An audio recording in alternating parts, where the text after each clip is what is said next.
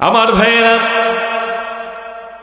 হযরত মুসা আলাইহিস সালাম আল্লাহ রাব্বুল আলামিনকে ডাক দিয়ে বলছেন, আল্লাহ তাআলা আপনি আমাকে খাস করে একটা বাক্য শেখায় দেন আল্লাহ, যেটা দ্বারা আমি আপনারে ডাকতে পারি। আল্লাহ রাব্বুল আলামিন জানায় দিলেন, মুসা রে তুমি লা ইলাহা ইল্লাল্লাহ পড়ো। হযরত মুসা আলাইহিস সালাম বললেন, আল্লাহ তাআলা এটা তো সবাই পড়ে, আপনি আমার জন্য খাস করে একটা বাক্য শেখান। আল্লাহ রাব্বুল আলামিন বলেন, তুমি লা ইলাহা ইল্লাল্লাহ পড়ো।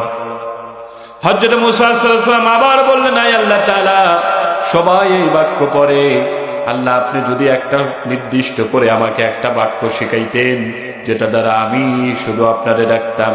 আল্লাহ রাব্বুল আলামিন বলেন, ও মুসা তুমি জানো না, তাম পৃথিবী সহ আসমান জমিন কুল কায়নাত যদি এক পাল্লায় তোলা হয়, আর লা ইলাহা ইল্লাল্লাহ যদি এক পাল্লায় তোলা হয়, লা ইলাহা ইল্লাল্লাহর পাল্লাটাই ওজনে ভারী হবে।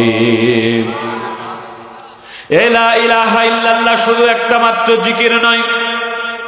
হযরত মুসা আলাইহিস সালাম থেকে শুরু করে নিয়ে আদম আলাইহিস সালাম পর্যন্ত সব নবীদের একটা দাওয়াত ছিল, লা ইলাহা ইল্লাল্লাহ।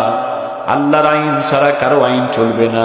আল্লাহ হলো আইন দাতা, আল্লাহ হলো রিজিক দাতা, আল্লাহ হলো রিজিক দাতা, আল্লাহ হলো সমস্ত কিছুর ফয়সালাকারী। কথা বলেন ঠিক কিনা?